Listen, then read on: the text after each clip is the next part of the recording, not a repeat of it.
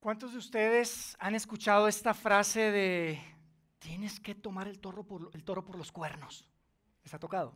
Está buena esa frase, ¿no? Saben que esta semana tuve la oportunidad de tener una reunión con un cliente en mi trabajo. Yo a lo que me dedico tiene que ver con tecnología educativa, entonces estaba hablando con una institución, un centro de estudios aquí en México y estábamos hablando del reto que ha representado pues la pandemia, esta realidad que nos ha atrapado durante 18 meses.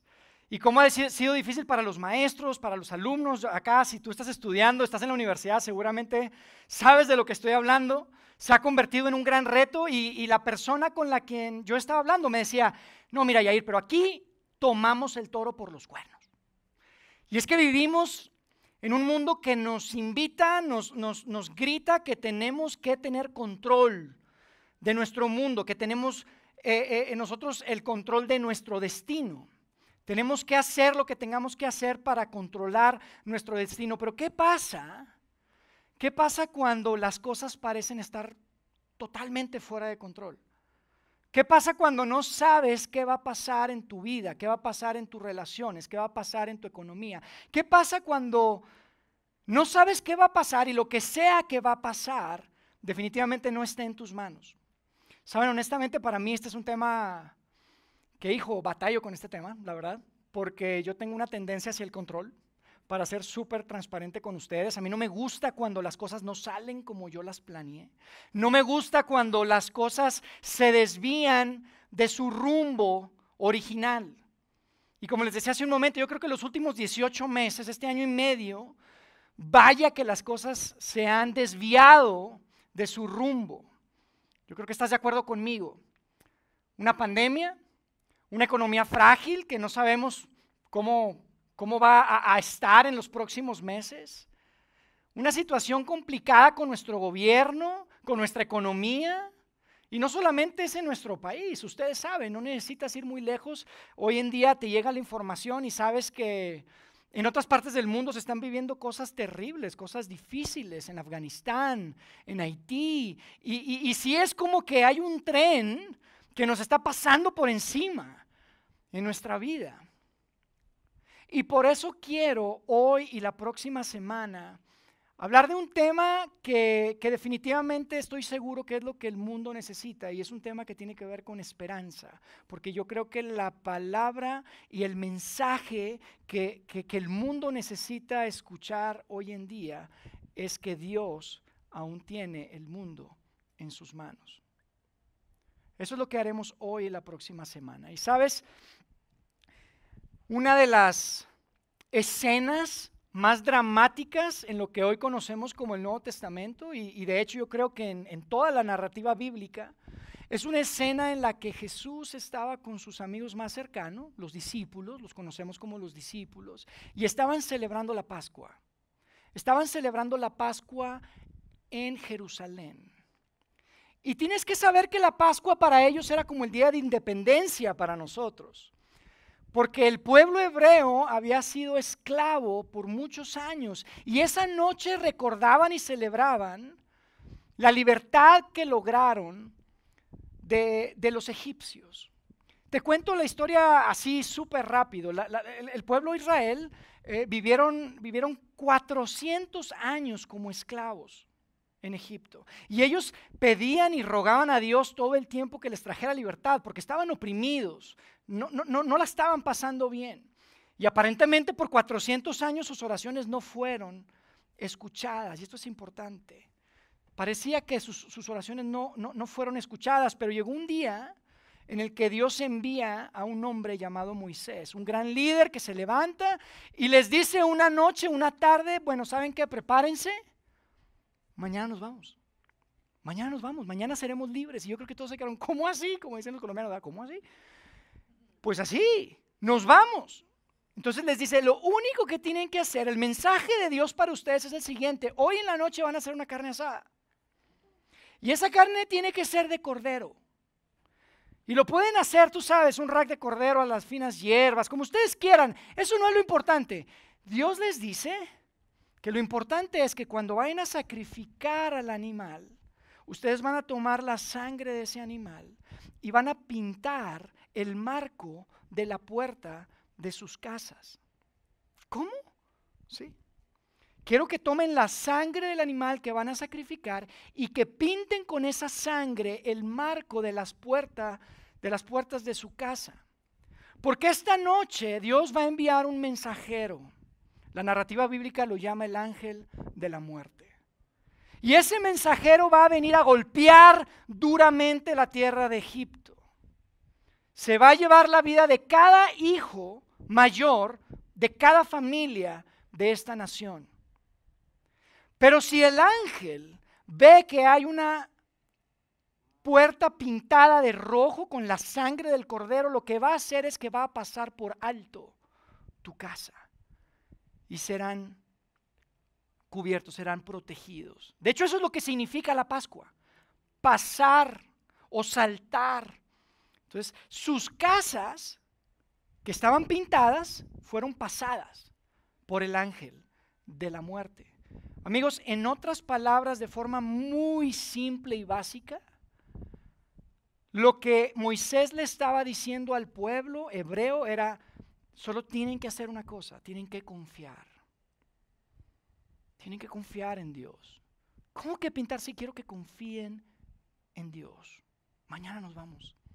Y esa noche los que confiaron pintaron los marcos de las puertas de su casa y después cenaron. Y probablemente has visto la película, no sé si has visto la película esta del Príncipe de Egipto, es una caricatura espectacular.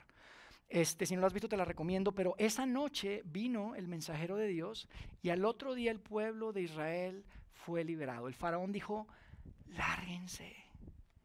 Hubo un gran lamento esa noche. Dijo: váyanse, es más, llévense con ustedes los animales y llévense las riquezas. Dice que salieron de ahí.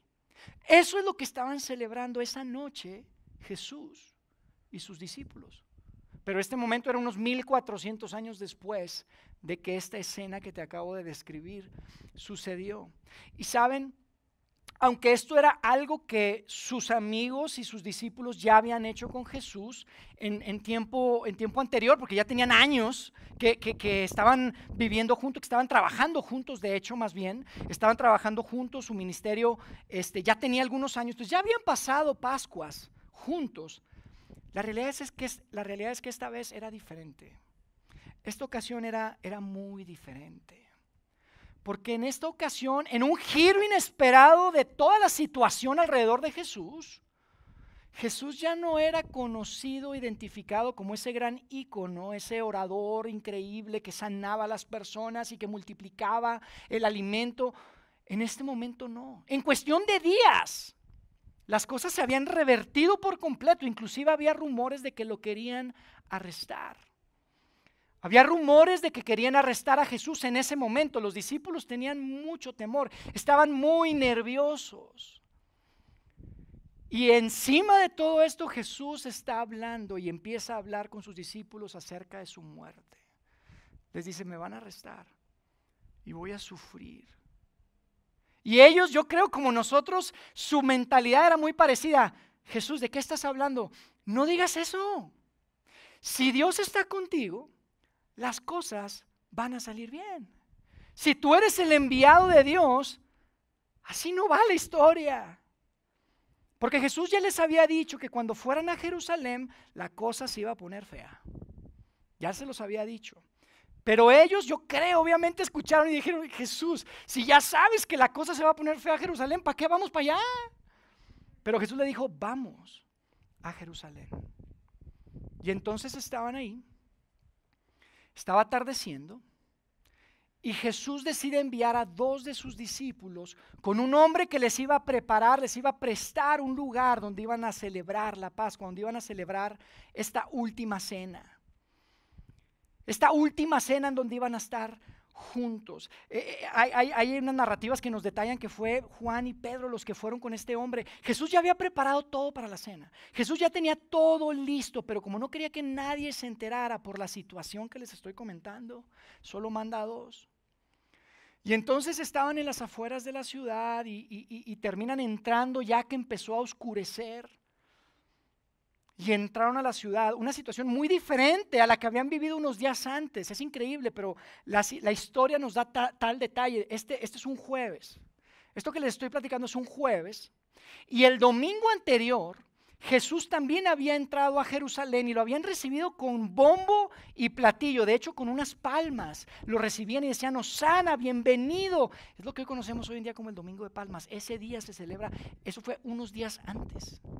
El Domingo de Palmas. Y entraron a la ciudad, llegaron a ese lugar y la verdad es que nadie sabía qué iba a pasar. Ninguno de ellos, solo Jesús sabía qué iba a pasar. Y ellos estaban pues nerviosos. Había una gran incertidumbre dentro de esa escena. Y para empezar y abrir boca, si quieres, fíjate lo que Jesús les empieza a platicar a sus discípulos. Y quiero que leamos, vamos a poner en pantalla Marcos 14, donde viene narrada esta escena. Dice, por la noche, Jesús llegó con los 12. Mientras estaban en la mesa comiendo, Jesús dijo, les digo la verdad, uno de ustedes que está aquí comiendo conmigo, me va a traicionar. Imagínate, dijo, uno de ustedes me va a entregar. Y nadie le preguntó, oye, ¿entregarte? ¿De qué estás hablando? O sea, ¿entregarte a quién? Ellos ya sabían, pero de alguna manera tenían esperanza que esto no sucediera. Y amigos, en ese tiempo como hoy, si yo te invito a mi casa a una carne asada, eso habla de intimidad, eso habla de cercanía. Ellos estaban sentados a la mesa y si tú vas a mi casa y te digo, oye, gracias por venir, qué bueno que separaste el tiempo, por cierto, yo sé que me vas a traicionar. ¿Cómo te quedarías? Te quedas, órale, con una cachetada de agua fría, ¿no? Así les cayó a ellos. Así exactamente les cayó a ellos cuando Jesús les dice, oye, uno de ustedes que está aquí comiendo conmigo me va a traicionar. Fíjate lo que dice después en el 19. Ellos, muy afligidos, le preguntaron uno por uno, imagínate la escena ahí, uno por uno, ¿seré yo, Señor? ¿Seré yo, Señor? Estaban sacados de onda, había una gran incertidumbre, estaban diciendo, ¿qué va a pasar? Una escena dramática, definitivamente una de las más dramáticas, yo creo, en la narrativa bíblica. Y quiero hacer un paréntesis acá porque, así como esta escena, la verdad es que la Biblia está llena de historias de incertidumbre. La Biblia está llena de momentos como los que estamos viviendo tú y yo hoy en día, en los que no sabemos qué onda, qué va a pasar, va a mejorar, no va a mejorar la cosa. La Biblia está llena de estas situaciones. Mira, la Biblia no es una colección de historias o cuentos de hadas en donde todo es color de rosa. La Biblia no habla de personajes que eran, pues, tipos ricos que la pasaban bien en su casa de campo los fines de semana. O sea, en la Biblia nunca vas a encontrar y vivieron felices para siempre. No lo encuentras. No lo encuentras. Y por eso para mí es tan relevante la Biblia el día de hoy. Es muy relevante lo que encontramos en la historia de la Biblia. Porque así como hoy que tenemos probablemente más preguntas que respuestas, está lleno de personas que estaban viviendo exactamente lo mismo. Y sabes, son el grupo de personas, son los hombres y mujeres que hoy nos inspiran. Que nos inspiran a confiar, que nos inspiran a tener una esperanza. La razón por la que nos inspiran no es porque todo estaba color de rosa otra vez. Mira, en la Biblia encuentras la historia de un joven hebreo que terminó en un pozo, terminó atorado en una cisterna profunda. Y no porque andaba de explorador, fue porque sus hermanos lo echaron ahí. Yo sé que tú tienes problemas con tus hermanos o tus hermanas probablemente, ¿verdad? Pero ¿te puedes imaginar estar atorado en un pozo, en una noria, y la conversación que escuchas es, ¿lo matamos o lo vendemos? ¿Te puedes imaginar esa conversación? ¿Escuchar eso? No, vamos a matarlo. No, yo no quiero cargar con esa culpa, decían los otros. Yo no quiero cargar con esa culpa, mejor vamos a venderlo. No, pero si lo vendemos, regresa el desgraciado, yo no lo quiero. Imagínate la historia. Ese fue José. Y sin embargo, cuando tú lees, tú te das cuenta, de hecho la Biblia expresamente dice, Dios estaba con José. ¿What? En la Biblia encuentras también la historia de un gran rey. Un gran rey que tenía gran poder, había sido uno de los reyes más importantes en la nación. Y tenía un problema con su hijo. Yo sé que tal vez tú tienes problemas con tus hijos. Yo tengo a veces problemas con mis hijos. Si no tienes hijos todavía, espérate que tengas hijos y que te cases, manito. Porque tenemos tensiones con nuestros hijos, es normal. Pero escucha, este rey un día se levantó por la mañana escuchando que su hijo, su propio hijo, había levantado un ejército. Había levantado un ejército y se dirigía a la ciudad para destruirlo, para derrocarlo, para quitarle el reino. Y no es Game of Thrones, ¿ok? Es la historia de la Biblia. Esta es la historia del rey David. El rey David, yo no sé si tú lo sabías, pero él tuvo que enfrentar eso. Y otra vez, tú lees y te das cuenta que Dios estaba con el rey. Es más, el rey David es uno de los patriarcas eventualmente, de su descendencia llega el Mesías, de su descendencia llega Jesús. Y vivió cosas terribles. Es en la Biblia en donde ves historias como la historia de una mamá judía con un bebé recién nacido que escucha un día que las autoridades iban a matar a todos los hijos, todos los niños hebreos, porque ya había demasiados en la tierra. Y decide ponerlo en una canasta, en el río Nilo, como diciendo, mira, si tengo que elegir entre los cocodrilos y los egipcios asesinos, prefiero tomar mis chances, prefiero tener esa posibilidad de que sobreviva. Y eventualmente te das cuenta que Dios estaba ahí, porque ese niño es encontrado, de hecho por la familia del faraón, la familia real, lo llamaron Moisés, y eventualmente Moisés es del que te hablaba hace un momento, libera a la nación judía de la opresión de Egipto. Pero si le hubieras preguntado a su mamá en ese momento, te hubiera dicho, Dios, ¿dónde estás? No está Dios aquí, no lo veo.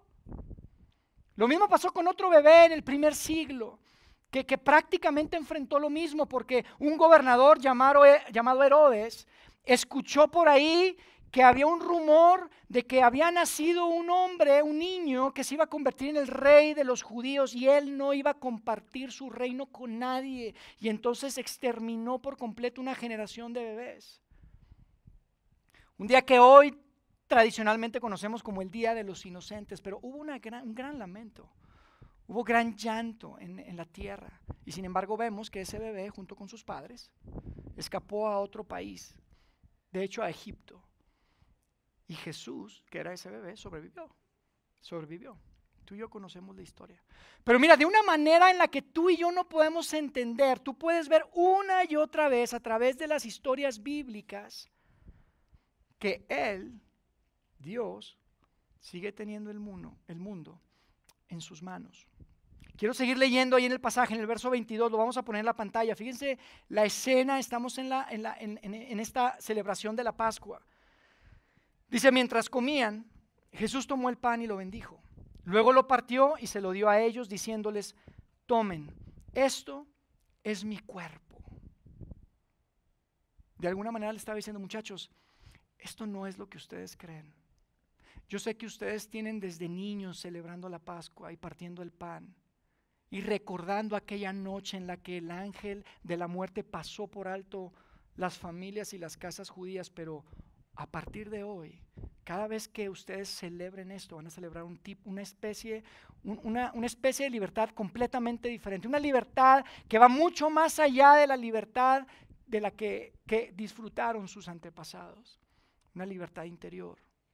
A partir de ahora va a ser diferente, y Lucas de hecho nos da un poco más de detalle, nos dice que ahí amplía, digamos, lo que dijo Jesús, porque dice que Jesús les dijo, este es mi cuerpo que será entregado por ustedes. Este es mi cuerpo que será entregado por ustedes. Y yo creo que los discípulos estaban diciendo, tu cuerpo, ¿de qué estás hablando? ¿Por qué tanta negatividad? Ya estamos hablando de muerte otra vez. No, Jesús, si Dios está contigo, las cosas van a mejorar. Si tú vienes de Dios, las cosas van a salir bien. Fíjate lo que dice después. Después tomó una copa, dio gracias y se la dio a ellos, y todos bebieron de ella.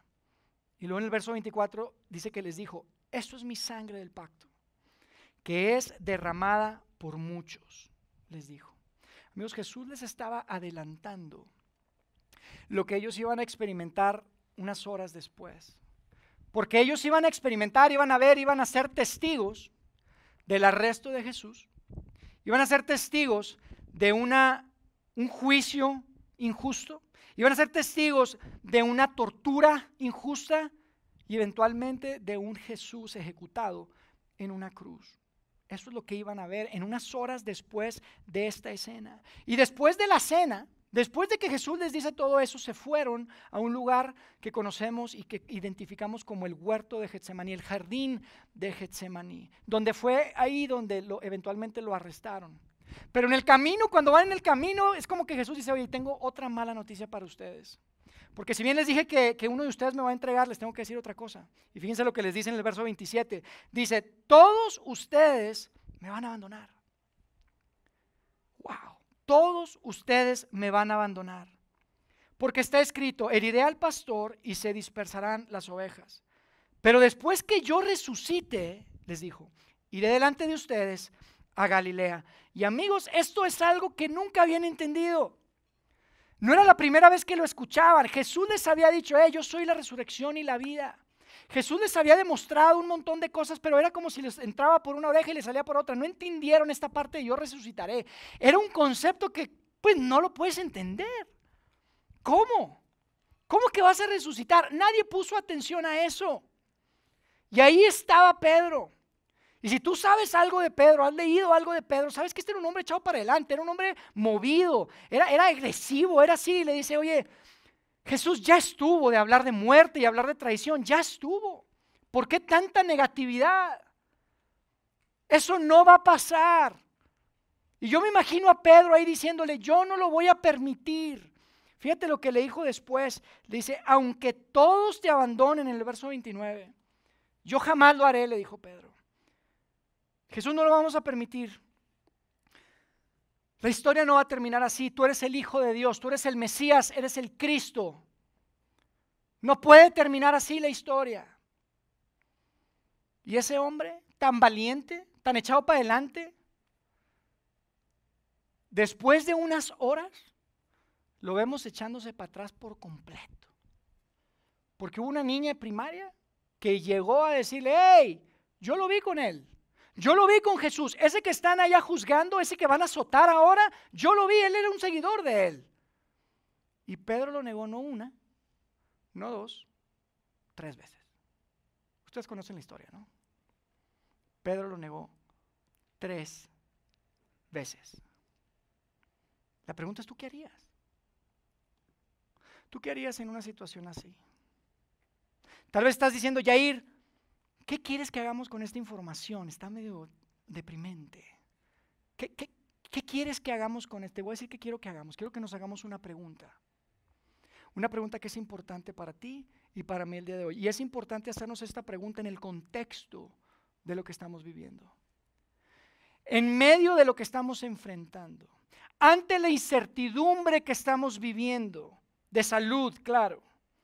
Pero no solo de salud, ante la incertidumbre que hay tal vez en tu familia, con tus relaciones, en tus clases, en la universidad, con tus hijos, con tus padres, ante lo que estamos enfrentando hoy en día, que no es fácil, que ha sido largo, que ha sido duro, que ha sido incierto, ante esta situación en donde el gobierno, le parece que no da una y la economía no parece mejorar nunca, la pregunta para ti y para mí es la siguiente.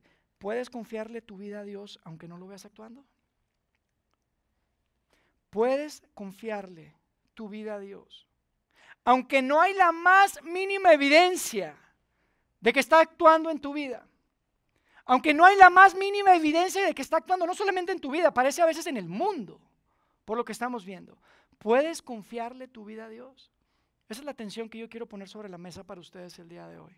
Esa es la pregunta con la que quiero que luchemos el día de hoy, porque la respuesta a esa pregunta, escucha, la respuesta a esa pregunta va a determinar cómo reaccionas ante la 4ª ola de COVID en México. Tu respuesta a esa pregunta va a determinar cómo reaccionas ante la enfermedad en tu familia. Tu respuesta a esa pregunta va a determinar tu reacción ante el desempleo que probablemente se va a enfrentar tu familia. Esto es importante, amigos, porque en este lado del mundo vivimos y creemos y equiparamos a Dios con una gran bendición. Equiparamos a Dios con avance, con progreso, con grandes bendiciones. Equiparamos a Dios con bendiciones tangibles, materiales. Es la verdad. Pero eso no es lo que, no es lo que yo veo en la narrativa bíblica. Yo no veo eso en la narrativa bíblica. Yo creo que si pudiéramos hablar con estos hombres que estuvieron esa noche celebrando la Pascua con Jesús y les preguntamos, Pedro, Juan, Santiago, cuéntenme, ¿cuándo fue el momento más difícil de seguir a Jesús? ¿Cuál fue el momento en el que, híjole, no había esperanza? Parecía que todo estaba perdido. Yo creo que nos van a decir, yo creo que fue, Jair, justo eso que acaban de leer, en ese momento. Ese fue un momento terrible. Fue en el momento en que nos dimos cuenta que las cosas no iban a mejorar, que las cosas iban a empeorar. Pero si después les preguntas, bueno, ahora dime, ¿cuál es el momento, cuál fue la situación en la que vieron a Dios trabajando de forma más real, que lo vieron presente, que lo vieron actuando, haciendo su labor como ese Dios que ustedes saben que está ahí, que está en el trono? ¿Cuándo fue? Yo no creo que nos van a decir, mira, yo creo que fue cuando sanó al ciego, porque ese ciego era ciego de nacimiento y eso nunca lo habíamos visto.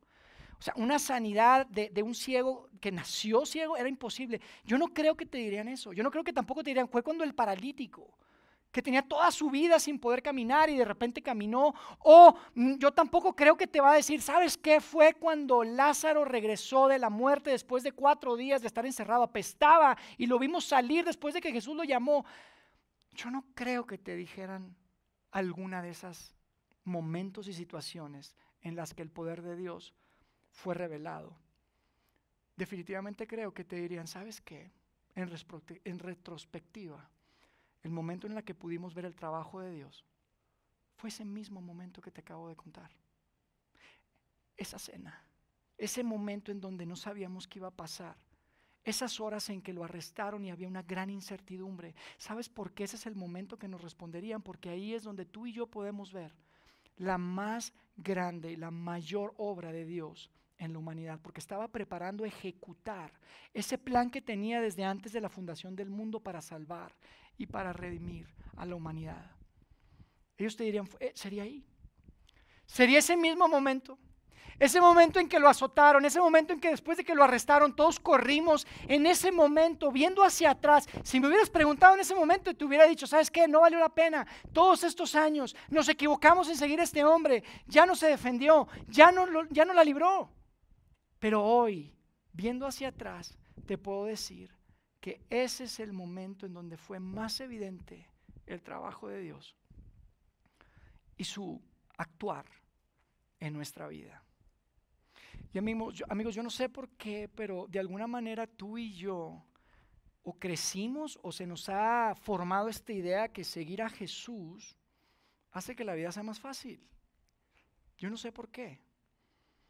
Yo les he dicho aquí y se los repito, seguir a Jesús hace tu vida mejor y a ti te hace mejor en la vida, pero eso no significa que sea más fácil. Son cosas diferentes. Porque muchos de nosotros que hemos tomado la decisión de seguir a Jesús y de decir, sabes que yo confío, pongo mi confianza en Jesús, te podemos decir, sin duda, que Dios es especialista en tomar los momentos más inciertos y convertirlos en momentos gloriosos. Dios es especialista en tomar cosas rotas y hacer cosas increíbles con ellas. Dios es especialista en al parecer esperarse hasta el último momento para actuar y hacer cosas extraordinarias. Dios es especialista en que en el momento que tú sabes y entiendes que no tienes el toro por los cuernos, que no tienes el control, ahí es donde Dios empieza a actuar. Por eso creemos que hoy más que nunca, el mejor lugar a donde podemos recurrir es a Dios. el mejor lugar al que podemos recurrir en la incertidumbre, en el dolor, en la situación difícil, es ir a Dios a través de Jesús. Porque amigos, aunque la vida sea incierta, Dios no lo es. Dios no es incierto. Aunque la vida sea incierta, Dios no es incierto. Él sigue teniendo el mundo entero, tu mundo entero, en sus manos. Tu familia, tus estudios, tus compañeros, tu novia, esa relación, tus hijos, tu economía. Dios sigue teniendo el mundo entero en sus manos. Y yo sé, yo quiero reconocer esto porque yo sé que hay muchos de acá que tal vez están teniendo una discusión conmigo en su cabeza y están argumentando y están diciendo, Yair, pues lo que pasa es que tú no sabes cuáles son mis circunstancias. Tus circunstancias no son las mías. Y tal vez hay otros que están pensando, Yair, eso te toca, porque pues sí, te toca estar ahí al frente, es tu trabajo. Tú lo que tienes que hacer es decirnos esto y motivarnos y decirnos cosas inspiradoras. Y te quiero ser honesto, sí. La respuesta a esto es sí, la verdad, las dos cosas. Uno, no sé cuáles sean tus circunstancias, probablemente sean muy diferentes mis circunstancias a tus circunstancias. Y también te quiero decir que sí, este es mi trabajo. Yo decidí servir a Dios y venir a traer un mensaje de esperanza y claro, es cierto, eso es lo que tengo que decir, no voy a decir otra cosa. Pero sí te quiero decir algo, antes de que cerremos.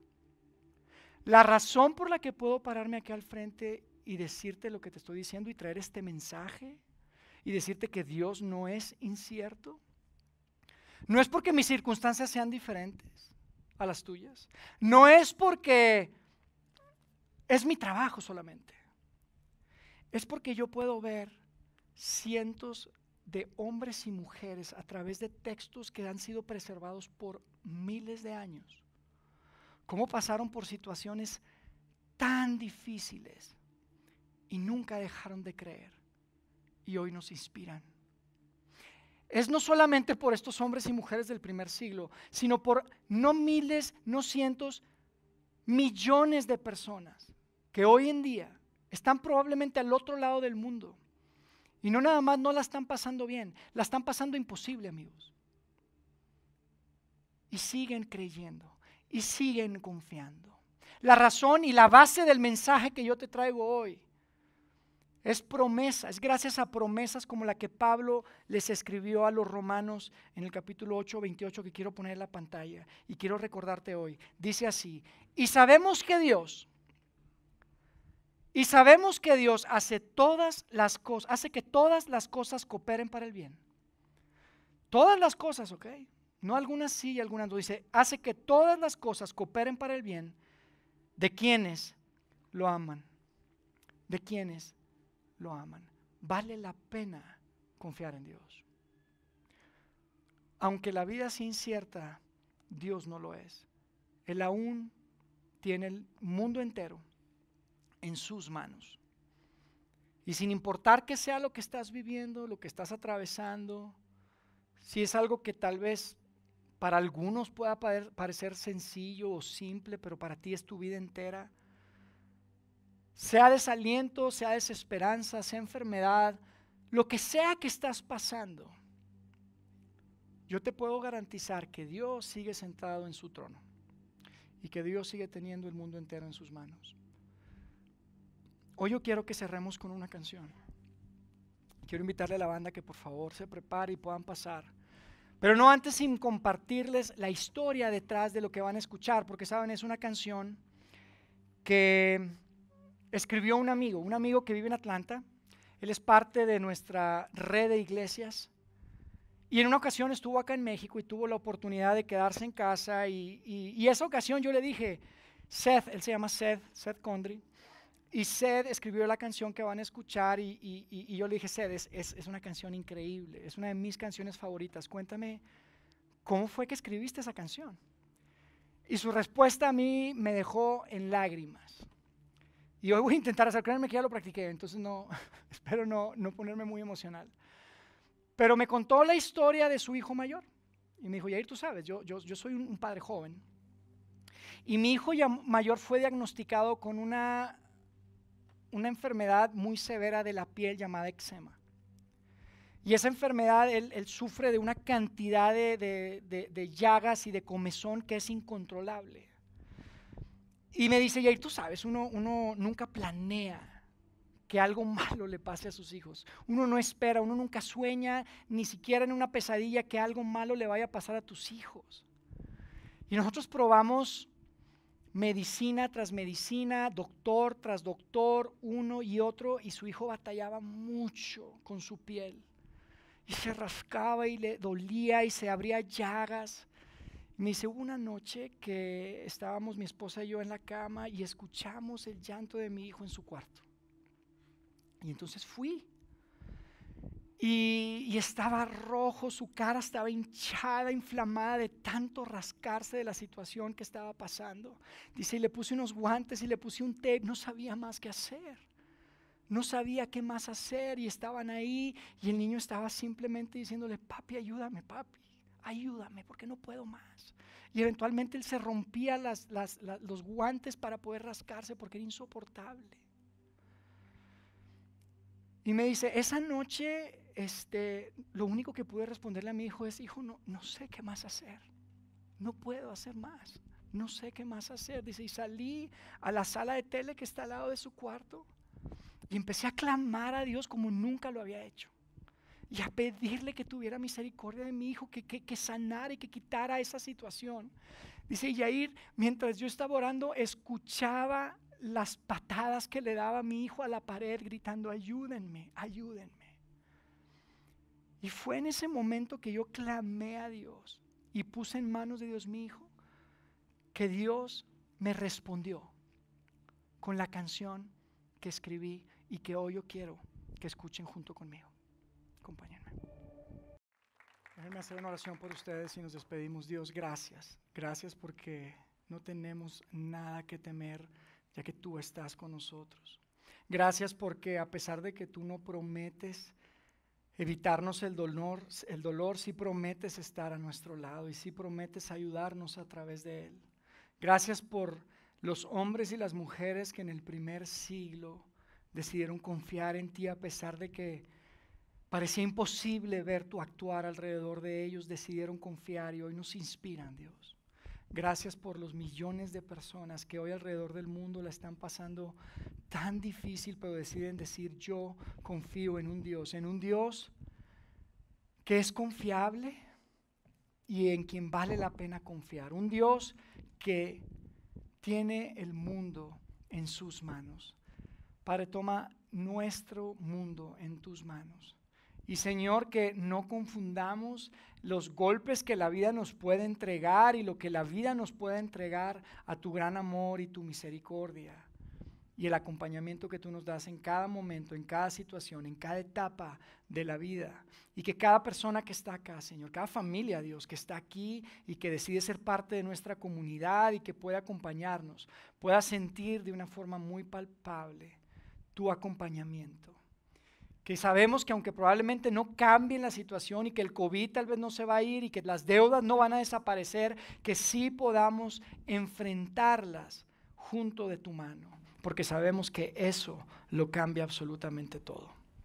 Gracias, Dios, por ser ese Dios que está en el trono y que hoy está aquí con nosotros, acompañándonos en este lugar. En el nombre de Cristo Jesús. Amén.